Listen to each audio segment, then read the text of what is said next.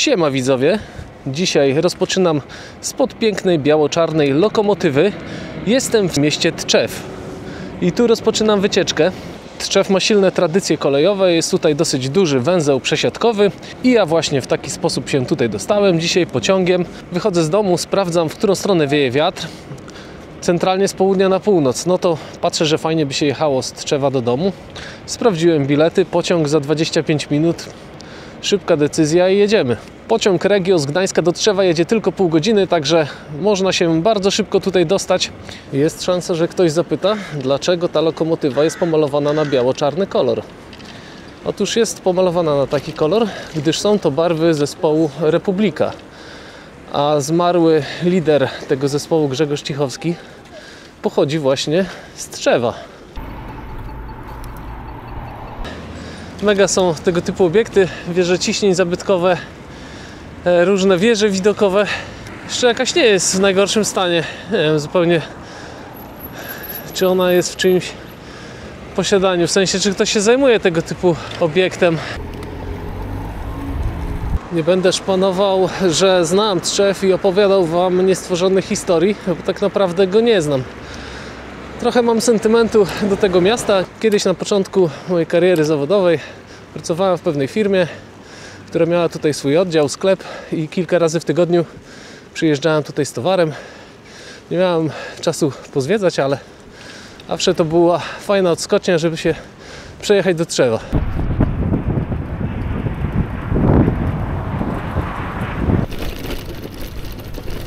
Zobaczcie, jaki super wiatrak w centrum Tczewa. Ten wiatrak to unikat pomorskiego krajobrazu miejskiego.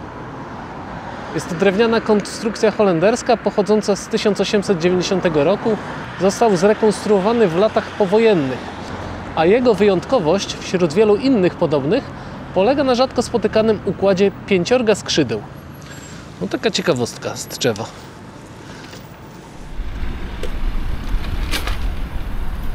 W Tczewie mieszka mój kolega Michał, który też prowadzi kanał na YouTube Michał on Gravel. Polecam, zapraszam. Tak sobie pomyślałem, że może by nam dzisiaj wam i mi pokazał nieco Tczew i jakieś okoliczne ścieżki, ale niestety dla nas Michał jest w pracy. Oczywiście dobrze dla niego, bo praca jest ważna. Aczkolwiek pisał, że widzi tą pogodę i też trochę żałuje, że jest w pracy. No ale no tak to już jest. Ale tutaj hardkorowo. Chociaż nie wiem, może tu rowerem można jechać, chociaż jest trochę za wąsko. To chyba była oficjalna droga. Trochę wąsko, ale okej. Urząd miejski. Bardzo ładny. Już u mnie widzieliście kilka razy na filmach. Drogowskaz pod urzędem miasta. Tyle kierunków do wyboru, że nie wiadomo, na co się zdecydować, ale nie ma najważniejszego.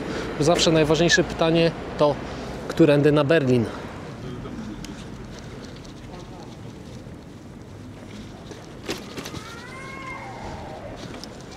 Dzisiaj jest tak ładna pogoda, że można by się już zastanawiać, czy to jeszcze zima, czy może już wiosna.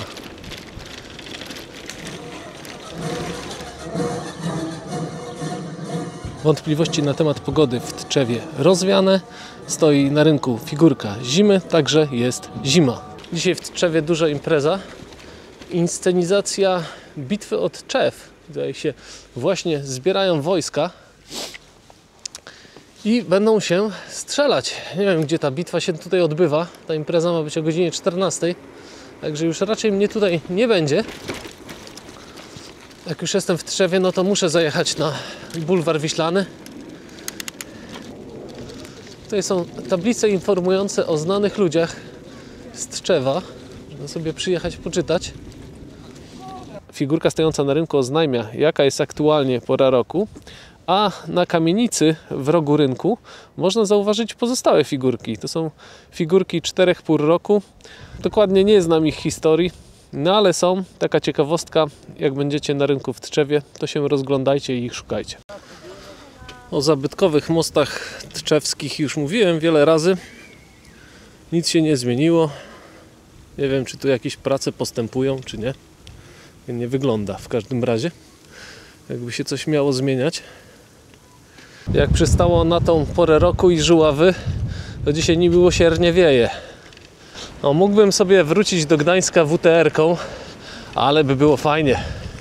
No fajnie to by było do Wyspy Sobieszewskiej, a później pod ten wiatr to masakra. Poza tym WTR-ka jest nudna. Jest taka monotonna.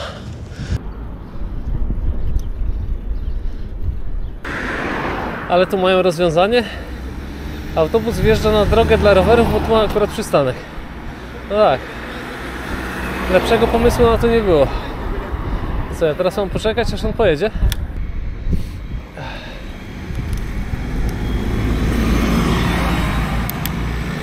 No ciekawe. Jakoś nigdy na to nie zwróciłem uwagi, że to jest przystanek autobusowy.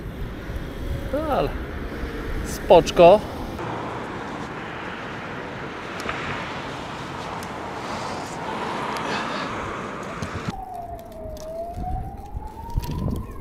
Tutaj to jeszcze nie byłem. Eksploruję jakieś tczewskie dzielnie. Także zwiedzam osiedla. Tutaj leci jakiś kanał. Tam jest napisane, co to za kanał. Zaraz przeczytamy. Tak się już kręcę po tym Tczewie. Słuchajcie, prawie 10 kilosów nakręciłem. Ale tak, zawsze jest fajnie się przejechać. Ok, słuchajcie, jest to kanał Młyński, Mostek, Zatorze. Tabliczki na mostku mówią 90 lat PKP. Czyli jak widzicie, tak jak mówiłem, wszystko jest tu związane z kolejnictwem. I ogródki działkowe też mają nazwę kolejarz. Kolej silnie w Tczewie stoi. W tym roku, podobnie jak w zeszłym, zapowiada się sezon wycieczek z wiatrem. I tego sobie w sumie życzę. No, można powiedzieć, taki pierwszy wypad za miasto. I już tu zakombinowałem, żeby się przyjemnie jechało. Coś mi tam lata. W ogóle ten rower po zimie jest tak dowalony. Ja mam nadzieję, że on tak do rozpoczęcia sezonu dociągnie. No, mój ulubiony sklepik, gdzie się często zatrzymuję po żarełko albo picie. No ale dzisiaj nic nie potrzebuję. Dzisiaj I'm good. Także jedziemy dalej. Mam tylko herbatkę w termosie. To mi wystarczy. Mógłbym powiedzieć, że jestem na redukcji, ale już tak od października już tak mówię. Coś nie mogę się zredukować. No, puszczam Tczew i lecę w stronę Suchego Dębu. Wiatr centralnie w plecy. Trochę się czuję, jakbym jechał na rowerze wspomaganym elektrycznie. Jak sobie trzymam te 24, w sumie wkładam zbyt dużo mocy. A czy o to chodzi zawsze, żeby się zmęczyć? No pewnie, żeby schudnąć, ale oprócz tego, żeby mieć trochę fanu z tego podróżowania. No zobaczymy, jak mi dzisiaj dystans wyjdzie.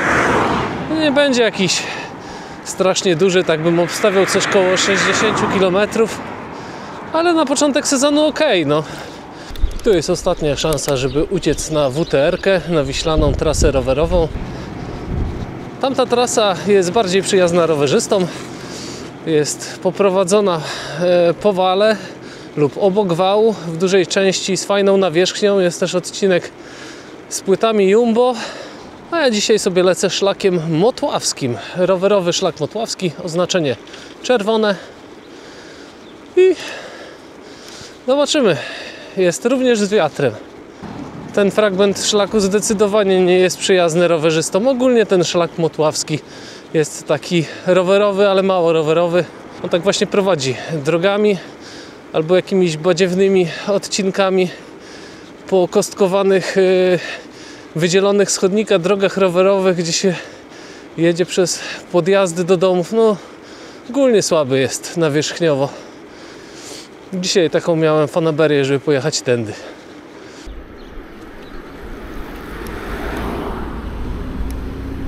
Żeby też móc powiedzieć coś dobrego o tej trasie, to jest nowy asfalcik. I jest jakby troszkę szerzej. Niewiele, ale bardzo fajnie się jedzie. Dobra, pochwaliłem. Właśnie ten asfalcik się kończy. No tak. Nie można mieć wszystkiego. Czyli wracamy do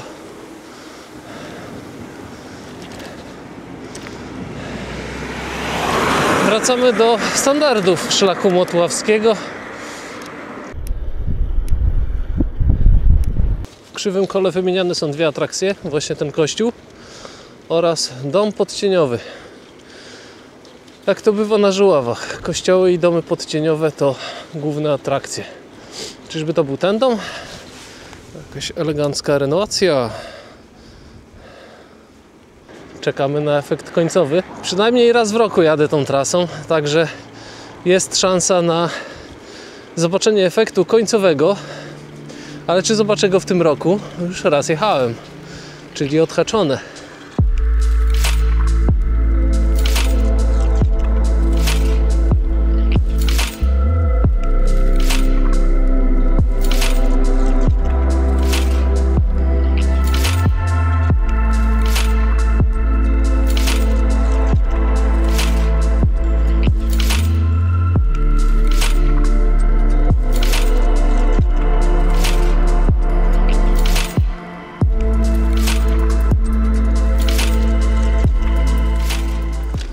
Jesteśmy w miejscowości Wróblewo, zabytkowy kościół, a tu zabytkowy trabant, a tutaj jeszcze ciekawe zabudowania, ale to chyba nie są zabytkowe, może są, ciężko powiedzieć. Po prawej oznaczenie szlaku Mennonitów, którym miałem okazję jechać w zeszłym roku razem z loverowymi. Bardzo fajna była to wycieczka. Przejechaliśmy ten szlak w większości, jakieś można powiedzieć 70%. Został ten odcinek, którym jadę teraz, który prowadzi do Mierzei Wiślanej. Cóż za fart, że taka pogoda się trafiła w weekend. To zwykle człowiek jest wściekły, jak w środku tygodnia jest pięknie, a później przychodzi weekend i pada deszcz. Biegnie mały Andrzej, a małe Andrzeje zawsze są nerwowe. Wracaj, bo cię coś rozjedzie. Miejscowość Lędowo.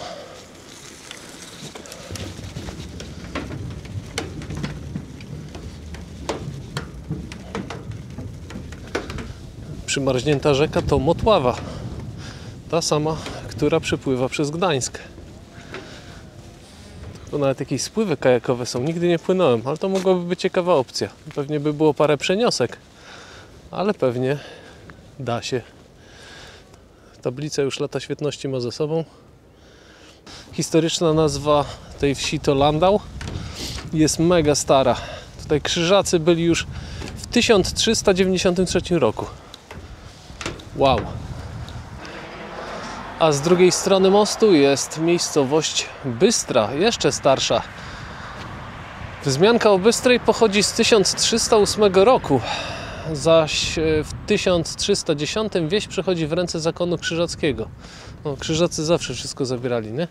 W 1399 pojawia się księga, w której jest mowa o płaceniu czynszu przez karczmarza, czyli był karczmarz, była karczma. To już taka konkretna wieś. Same stare miejscowości z bardzo ciekawą historią. Niejedno widziały. Najbardziej lubię właśnie takie odcinki.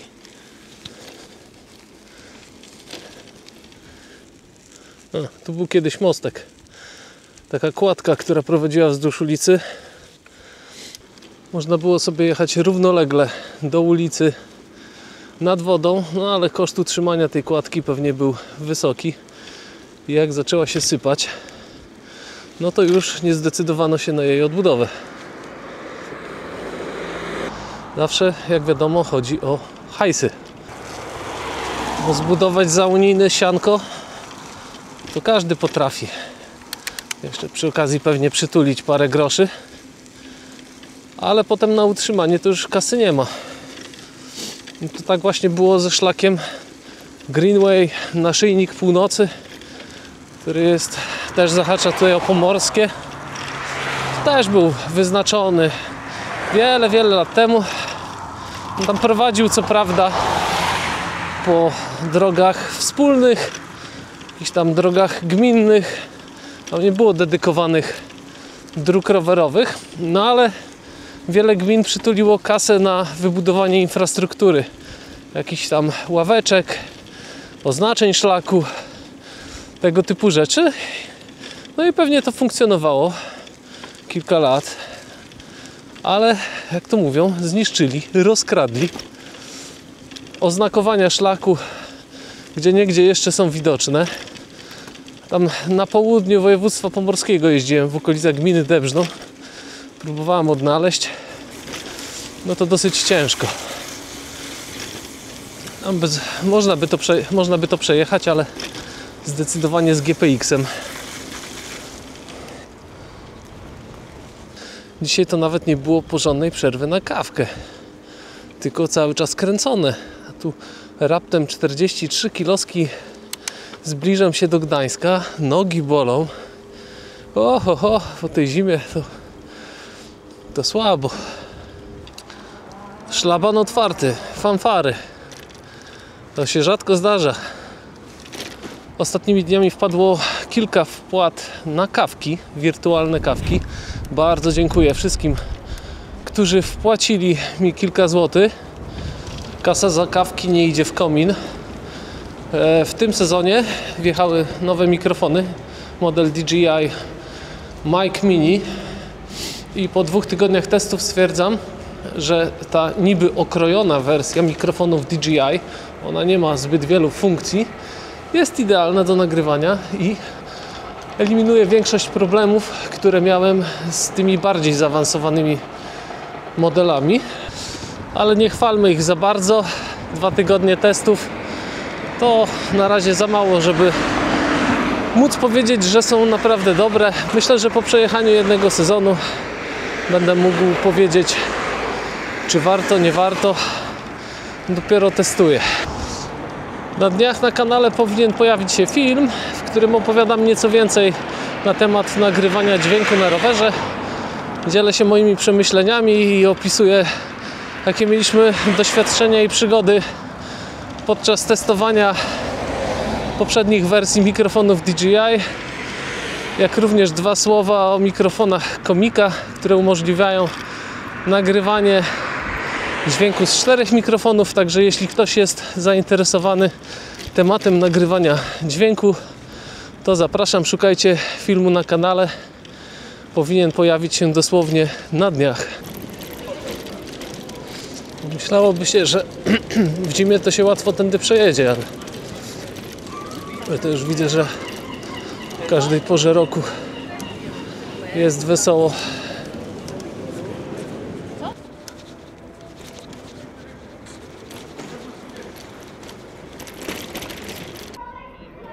Na mieście nowe drogowskazy, oznaczony szlak Motławski i szlak Mennonitów, którymi dzisiaj częściowo mieliśmy okazję jechać, a ja już dokręciłem do ścisłego centrum Gdańska. Wyszło akurat 50 km. No i fajnie.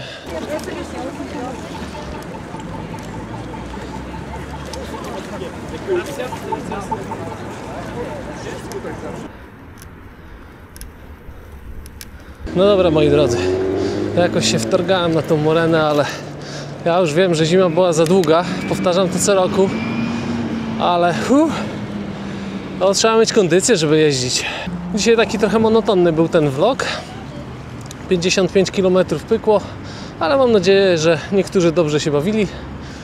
Dajcie jak zawsze znać w komentarzu Wasze odczucia i przemyślenia. Jeśli macie jakieś pytania, to zawsze jestem otwarty, żeby na nie odpowiedzieć. Nawet może niedługo jakiegoś Q&A zmontujemy, jeżeli by było więcej pytań, bo już często brakuje mi czasu, żeby odpisywać pod filmem, więc może zbiorę wszystkie pytania i siedzimy z chłopakami i poopowiadamy. W zeszłym roku robiliśmy, czy 2 lata temu robiliśmy Q&A. Może to już czas, żeby odpalić drugą edycję Q&A Ride With Me.